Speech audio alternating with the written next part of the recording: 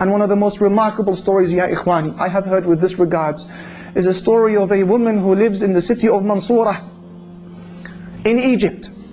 A lady who said that I came from a very poor family, and her husband was absent for one reason or another. And she said, my daughter became very ill on one particular evening, and she began to fever like never before.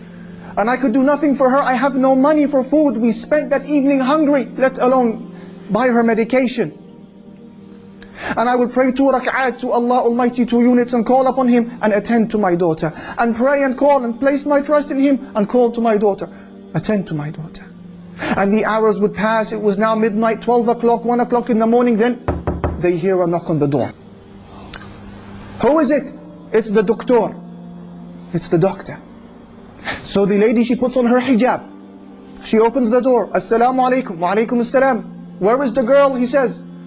The lady, she says, she's in the room. Allahu Akbar, who sent him? He comes into the room. He checks her, prescribes for her medication, and then leaves the house. And he says, payment please. Payment. And the woman began to cry. She said, doctor, I don't have anything to pay you with. He said, what do you mean? How rude of you. You should be ashamed of yourself. Don't you have any shyness? You call me in this late hour of the night to attend to your daughter, and you know you have no wealth to pay me.